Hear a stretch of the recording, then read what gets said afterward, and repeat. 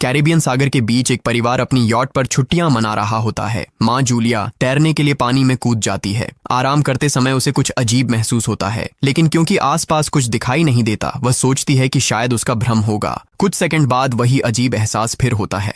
इस बार भी कुछ नजर नहीं आता, लेकिन अब वह घबरा जाती है और यॉट की तरफ तैरना शुरू करती है। तभी अचानक कोई उसकी टांग खींचने लगता है और वह मदद के लिए जोर जोर से चिल्लाने लगती है। उसकी बेटी कैसी हेडफोन लगाकर म्यूजिक सुन रही होती है, इसलिए उसे कुछ सुनाई नहीं देता। पति टॉम और बेटा बेन मछली पकड़ने में व्यस्त होते हैं। जूलिया पानी के ऊपर टिकने की कोशिश करती है, लेकिन मुंह में पानी जाने की वजह से चिल्लाना मुश्किल हो जाता है। थोड़ी देर बाद टॉम को एहसास होता है कि काफी देर से उसने जूलिया को नहीं देखा। वह यॉट पर उसे ढूंढता है और फिर अपनी पत्नी को खतरे में देख लेता है। वह बच्चों को बुलाता है, यॉट को उस तरफ ले जाता है और पानी में कूद जाता है। जल्दी से जूलिया तक पहुंचकर उसे संभालता है और यॉट की ओर तैरता है। बच्चे दोनों को ऊपर खींच लेते हैं। परिवार जूलिया को संभालता है, लेकिन जूलिया खुद को समझाती है कि शायद लहरों की वजह से ऐसा हुआ होगा।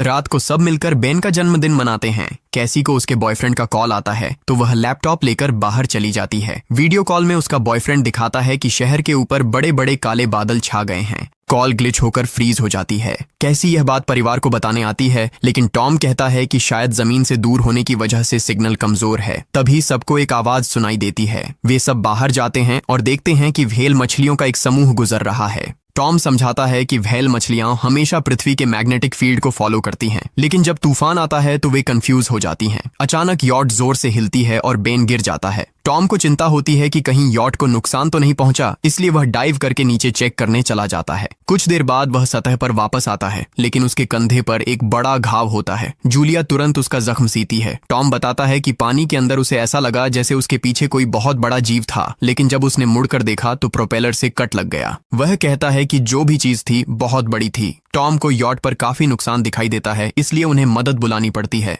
जूलिया बार बार रेडियो पर कोशिश करती है। कैसी फोन पर सिग्नल ढूंढती है, लेकिन कुछ भी काम नहीं करता। तभी कैसी को एक अजीब सा जीव दिखाई देता है और वह चिल्ला उठती है, लेकिन वह तो बस बेन होता है जो मास्क पहनकर मजाक कर रहा होता है। कुछ देर बाद यॉट पूरी तरह बंद हो जाती है और समुद्र के बीच में फंस जाती है। जूलिया रेडियो में एक आवाज सुनती है, लेकिन आवाज इतनी खराब होती है कि उसे कुछ समझ नहीं आता। टॉम परिवार को बताता है कि उनके पास सिर्फ 4 दिन का खाना पानी बचा है और अब उन्हें किसी मछली पकड़ने वाली नाव का इंतजार करना होगा। अचानक रडार पर कुछ डिटेक्ट होता है और परिवार को एक अजीब सी आवाज सुनाई देती है। सब दौड़कर बाहर आते हैं और हैरानी से देखते हैं कि कई सारे उल्कापिंड जमीन पर गिर रहे हैं। जहां जहां उल्कापिंड गिरते हैं वहां बड़े धमाके होते हैं। एक उल्कापिंड पानी में उनके पास गिरता है तो टॉम तुरंत यॉट को चलाने की कोशिश करता है। इंजन मुश्किल से चलता है, लेकिन तभी एक और उल्कापिंड उस इलाके को हिट करता है। परिवार डर के मारे एक दूसरे को कसकर पकड़ लेता है। तभी टॉम को समझ आता है कि जो आग के गोले गिर रहे हैं वे उल्कापिंड नहीं बल्कि सैटेलाइट्स हैं। उसी वक्त बेन देखता है कि यॉट से धुआं निकल रहा है। टॉम चेक करता है और कंफर्म होता है कि इंजन खराब हो गया है। हवा तेज होने लगती है तो फैमिली यॉट के अंदर छुप जाती है, बिना ये नोटिस किए कि कंपास बहुत तेजी से घूम रहा है। यॉट जोर जोर से हिलने लगती है। बेन फिर से गिर जाता है और इस बार उसे चोट भी लग जाती है। लहरें तेजी से यॉट से टकरा रही होती हैं। टॉम स्ट्रगल करके बाहर जाता है और लाइफ जैकेट्स लेकर आता है। तभी पावर चली जाती है। टॉम तुरंत पावर बॉक्स का बटन प्रेस करता है और लाइट वापस आ जाती है। उस वक्त बेन नोटिस करता है कि जूलिया की नाक से खून बह रहा है। जूलिया को चक्कर आने लगते हैं, जबकि कैसी सिंक पर जाकर उल्टी कर देती है। टॉम रेडियो ट्राई करता रहता है पर सिग्नल नहीं मिलता। अचानक एक तेज हाई पिच्ड नॉइज आती है और हवा और भी स्ट्रांग हो जाती है। जूलिया दरवाजे बंद करने की कोशिश करती है, पर एक हैच खुल जाता है और हवा खिड़कियां तोड़ने लगती है।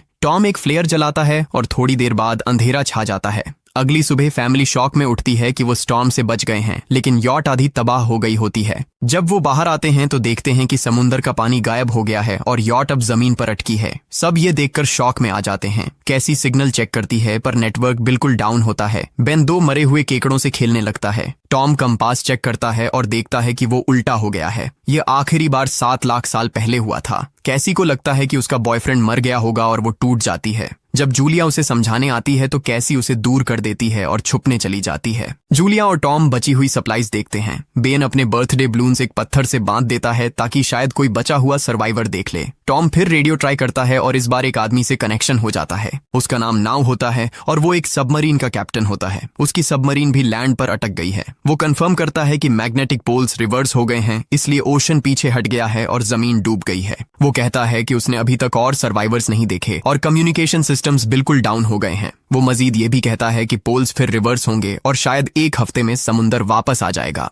वो फैमिली को वार्न करता है कि जितना हो सके ऊंची जगह चढ़ जाओ, क्योंकि जब पानी वापस आएगा तो वो बहुत खतरनाक होगा। वो बोलता है उसका पार्टनर क्रैश में मारा गया और सबमरीन में बस 3 लोगों की ही जगह है। जूलिया और टॉम उससे कहते हैं कि प्लीज हमारे बच्चों को बचा लो। वो उन्हें अपने कोऑर्डिनेट्स दे देता है। टॉम कैलकुलेट करता है कि सबमरीन तक पहुंचने में 2-3 दिन लगेंगे। वो फैमिली से कहता है आज रात अच्छे से आराम कर लो, कल सुबह हम निकलेंगे। अगली सुबह फैमिली सामान पैक कर रही होती है, तभी टॉम को पास में कुछ हिलता हुआ दिखता है। वो एक लंगड़ा आदमी होता है जिसके हाथ में हारपून होती है और साथ में एक कुत्ता लगातार भौंक रहा होता है। टॉम उसके पास जाता है और उसे पानी की बोतल देता है, लेकिन वो आदमी कुछ ऐसी भाषा में बोलता है जो टॉम समझ नहीं पाता। पानी पीने के बाद वो अजनबी अचानक टॉम के सिर पर बोतल मारता है और चेहरे पर जोर का लात मार देता है। जूलिया डर के मारे भागती है, लेकिन तब तक देर हो चुकी होती है। वो आदमी टॉम के पेट में हारपून घुसा चुका होता है। टॉम कुछ पल तक तड़पता है और फिर वो उसकी गर्दन भी काट देता है। फिर वो आदमी जूलिया के पीछे भागता है और उस पर हारपून फेंकता है, जिससे उसके कंधे में चोट लग जाती है। जूलिया दर्द सहते हुए यॉट के अंदर भागती है और बच्चों को बोलती है कि छुप जाओ। वो दरवाजा लॉक कर देती है। कैसी और बेन सोफे के अंदर घुस जाते हैं। जूलिया उन्हें फ्लेयर गन पकड़ाती है और खुद एक चाकू लेकर बाथरूम में छुप जाती है। वो आदमी दरवाजे पर जोर जोर से धक्के मारता है और आखिर अंदर घुस ही जाता है। पहले वो थोड़ा खाना उठाता है और फिर यॉट में इधर उधर ढूंढने लगता है, फिर बाथरूम की तरफ जाता है, लेकिन जूलिया समझदारी से एक छोटे छेद से बाहर निकल जाती है। वो आदमी सोचता है कि जूलिया भाग गई, लेकिन जैसे ही वो धीरे से निकलने लगती है, उसका कुत्ता उसे देख लेता है और भौंकने लगता है। कुत्ता उस पर झपटता है तो जूलिया चाकू से उसे मार देती है। कुत्ते की चीख सुनकर वो आदमी बाहर आता है और अपने कुत्ते की लाश देखकर आग बबूला हो जाता है। इस बीच जूलिया यॉट के दूसरे साइड से अंदर जाने की कोशिश करती है। वो ऊपर चढ़कर टूटी हुई खिड़की से अंदर घुसने लगती है, लेकिन वो आदमी पहले ही वहां पहुंच जाता है। वो उसे पकड़कर जोर से मुक्का मारता है, जिससे वो नीचे गिर जाती है। जूलिया फर्नीचर पकड़कर बचने की कोशिश करती है, लेकिन वो आदमी उसे लात मारकर दूर फेंक देता है। फिर वो उसकी कलाई पर पैर रख देता है ताकि वो चाकू छोड़ दे, और फिर उसके बाल पकड़कर उसका चेहरा जमीन पर दे मारता है और सोफे पर फेंककर उसका गला दबाने लगता है। बच्चे ये सब कुछ देख रहे होते हैं। कैसी बाहर निकलकर फ्लेयर गन चलाती है जो सीधा उस आदमी को लगती है। वो जल उठता है और यॉट में आग फैलने लगती है। बच्चे तुरंत भाग जाते हैं, लेकिन जूलिया वापस आती है। वो उसे एक किक मारकर गिराती है, मैप और बैग उठाती है और वहां से भाग जाती है। बेन और कैसी अपने पापा के पास जाकर रोने लगते हैं। जूलिया भी उनके साथ बैठ जाती है और तीनों मिलकर आंसुओं के साथ टॉम को आखिरी अलविदा कहते हैं। तभी वो डरावना आदमी फिर यॉट से बाहर निकल आता है तो फैमिली फिर से भागने लगती है। कुछ ही देर में यॉट एक बड़े धमाके के साथ उड़ जाती है। थोड़ी दूर चलने के बाद वो लोग एक छोटे से झरने के पास रुकते हैं ताकि थोड़ा आराम कर सकें। कैसी सोचती है कि शायद वो पागल आदमी उनके पास गुब्बारे देखकर आया था। ये सुनकर बेन खुद को कसूरवार मानने लगता है। जूलिया उसे समझाती है कि इसमें उसकी कोई गलती नहीं थी और सबको आगे बढ़ने को कहती है, क्योंकि वो आदमी अभी भी उनके पीछे है। रास्ते में एक छोटे तालाब के पास बेन एक मरी हुई हैमरहेड शार्क देखकर हैरान रह जाता है। तभी जूलिया नोटिस करती है कि वो आदमी फिर उनके करीब पहुंचने वाला है। सब लोग दौड़ पड़ते हैं और एक रेत के टीले से नीचे गिर जाते हैं, जहां उन्हें जहरीला कचरा दिखाई देता है। फैमिली सावधानी से उसे पार करती है और लगता है कि उन्होंने उस आदमी से पीछा छुड़ा लिया है। चलते चलते उन्हें बड़े बड़े मरे हुए सी एनिमल्स और समुंदर के नीचे जमा हुआ सारा प्लास्टिक दिखने लगता है।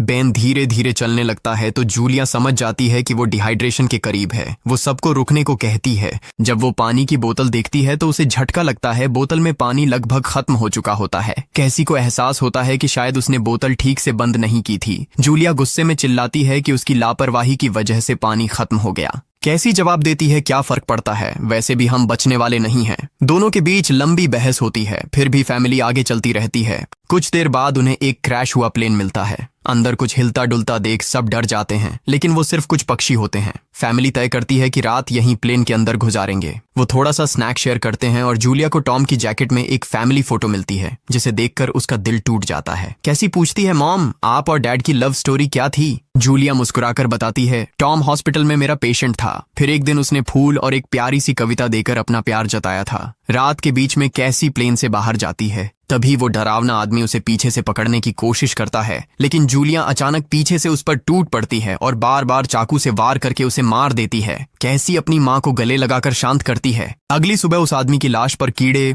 गुंड पड़े होते हैं। फैमिली नोटिस करती है कि उसके शरीर पर कई काटने के निशान हैं, मतलब इस एरिया में कोई खतरनाक जीव छिपा हुआ है। जैसे ही वो लोग वहां से निकलते हैं, केकड़े उसके मुंह से बाहर निकल आते हैं। कुछ घंटों बाद जूलिया और कैसी मैप देख रही होती हैं, लेकिन बेन धीरे से आगे निकल जाता है। जूलिया चिल्लाती है, रुक जाओ, लेकिन बेन एक तालाब में झुककर पानी पीने लगता है। जूलिया तुरंत उसे खींचकर बाहर निकालती है और समझाती है कि अनजान पानी उसे बीमार कर सकता है। धूप बहुत तेज हो जाती है तो फैमिली अपने सिर कपड़ों से ढक लेती है। बेन को चक्कर आने लगते हैं। तभी उन्हें कुछ पुराने कुर्सियां मिलती हैं और जूलिया कैसी उनसे एक टेम्पररी शेल्टर बना लेती हैं। जूलिया बेन को इंजेक्शन लगाती है और तय करती है कि वो रात वहीं बिताएंगे। सुबह जूलिया एक अजीब सी आवाज सुनकर उठती है। बाहर जाकर देखती है तो क्रैब्स का एक बड़ा झुंड उनकी तरफ आ रहा होता है। वो तुरंत बच्चों को उठाती है और तीनों भागना शुरू कर देते हैं। भागते भागते उन्हें एक बड़ा कार्गो शिप दिखाई देता है। वहां 3 क्रू मेंबर्स जिंदा होते हैं। एक औरत उनकी मदद करना चाहती है, लेकिन बाकी 2 आदमी मना कर देते हैं और तीनों फैमिली को बाहर छोड़कर कंटेनर लॉक कर लेते हैं। क्रैब्स पास आ जाते हैं। जूलिया बच्चों को कंटेनर के ऊपर चढ़ाती है। खुद जब चढ़ने लगती है तो क्रैब्स उसके पैर को जोर से काट लेते हैं। बच्चे उसे खींचकर ऊपर चढ़ाते हैं, नहीं तो वो नीचे गिर जाती। कंटेनर के एक छेद से आधे क्रैब्स अंदर घुस जाते हैं। क्रू मेंबर्स फायरिंग शुरू करते हैं, लेकिन क्रैब्स उन पर हावी हो जाते हैं और दोनों को मार डालते हैं। आखिरी आदमी छत के होल तक पहुंचता है, लेकिन क्रैब्स उसे भी नीचे खींच लेते हैं और वो भी मर जाता है। जूलिया अपने जख्म पर पट्टी बांधती है और बेहोश हो जाती है। कुछ देर बाद जब वो उठती है तो खुद को रेत के तूफान के बीच अकेली पाती है। वो घबराकर बच्चों को ढूंढने लगती है। एक मरी हुई औरत का हथियार उठाती है और जोर जोर से चिल्लाती है। कैसी उसकी आवाज सुनकर लौट आती है और बताती है कि वो और बेन मदद ढूंढने गए थे, लेकिन कोई नहीं मिला। फिर दोनों बेन से मिलते हैं, जिसे एक खुला कंटेनर मिलता है जहां वो तूफान खत्म होने तक रुक सकते हैं। जूलिया टॉम का लाइटर निकालती है और अपने जख्म को जलाकर बंद करती है, जो बेहद दर्दनाक होता है। तूफान थमने के बाद उन्हें एक और कंटेनर मिलता है जिसमें बहुत सारी पानी की बोतलें होती हैं। बॉडीज चेक करते वक्त उन्हें एक रेडियो और एक गन भी मिलती है। जूलिया नाव से संपर्क करती है और बताती है कि मैप खो गया है। इस पर नाव बताता है कि उन पर आर्थ्रोपॉड्स ने हमला किया था, वो अबिस के जीव हैं जो ऑक्सीजन की वजह से पूरी तरह पागल हो चुके हैं। अब नाव फैमिली को जल्दी करने को बोलता है, क्योंकि उसके इंस्ट्रूमेंट्स ने कैलकुलेट किया है कि समुद्र उम्मीद से ज्यादा जल्दी वापस आएगा और उनके पास सिर्फ कुछ घंटे बचे हैं। वो एक फ्लेयर शूट करता है और फैमिली उस दिशा में चलना शुरू करती है। लंबी वॉक के बाद फैमिली को एक टूटा हुआ टॉयलेट मिलता है जिसमें बेन पेशाब करता है। अब वो लोग आखिरकार सबमरीन को पास ही देख लेते हैं, लेकिन वहां पहुंचने के लिए उन्हें एक बड़ा चट्टानी रास्ता पार करना होगा। जैसे ही वो रास्ते से गुजरते हैं, दीवारें हिलने लगती हैं और पत्थर गिरने लगते हैं, जिससे एक भयानक रॉक स्लाइड हो जाता है। जूलिया तुरंत अपने बच्चों को साइड में धक्का देती है और खुद भी पीछे हट जाती है ताकि कुचली न जाए। अब एक पत्थर की दीवार उनके बीच आ गई है। जूलिया बच्चों से कहती है कि वो बिना उसके आगे बढ़ जाए, लेकिन कैसी मना करती है और जोर देती है कि उसकी माँ को चढ़ने की कोशिश करनी चाहिए। बहुत बहस होती है और चिल्लाने के बाद जूलिया वादा करती है कि वो बाद में अपने बच्चों को ढूंढ लेगी। मजबूर होकर कैसी अपने भाई को खींचकर आगे ले जाती है। बच्चे चट्टानी रास्ता चढ़कर सबमरीन की तरफ भागते हैं, लेकिन वहां पहुंचकर देखते हैं कि नाव बाहर खून में लथपथ पड़ा है। वो समझाता है कि उसके लिए सब खत्म हो गया है और अब बच्चे सबमरीन ले सकते हैं। ये सोचकर कि एक एक्स्ट्रा जगह होगी, कैसी वापस अपनी माँ को ढूंढने भागती है। तभी जूलिया केकड़ों को आता देखती है और वो फायरिंग शुरू कर देती है। कुछ केकड़ों को वो मार देती है, लेकिन झुंड बहुत बड़ा होता है और सबसे लड़ना मुश्किल हो जाता है। उसी वक्त कैसी दीवार के ऊपर दिखाई देती है और हाथ आगे बढ़ाती है तो जूलिया अपने घायल पैर के बावजूद तेजी से चढ़ना शुरू करती है। कैसी की मदद से वो दूसरी तरफ पहुंच जाती है और दोनों साथ में सबमरीन की तरफ भागते हैं। बेन पहले से ही ऊपर खड़ा होता है और फायर खोल देता है ताकि केकड़े डिस्टर्ब रहें जब तक फैमिली ऊपर चढ़ जाए। केकड़े नाव के शरीर तक पहुंचते ही तुरंत उसे खाने लग जाते हैं। जूलिया गन उठाती है और फायरिंग जारी रखती है जब तक बच्चे अंदर चले जाएं। जब वो सुरक्षित हो जाते हैं, जूलिया समझती है कि गोलियां खत्म हो गई हैं, तो वो गन केकड़ों पर फेंक देती है और अपने बच्चों के साथ अंदर चली जाती है। फैमिली हैच को अच्छे से लॉक करती है और खिड़की से केकड़ों को सबमरीन के चारों तरफ देखती है। इसी वक्त समुद्र वापस आ जाता है तो तीनों तुरंत अपनी सीटों पर बैठकर बेल्ट पहन लेते हैं और एक दूसरे का हाथ पकड़ लेते हैं।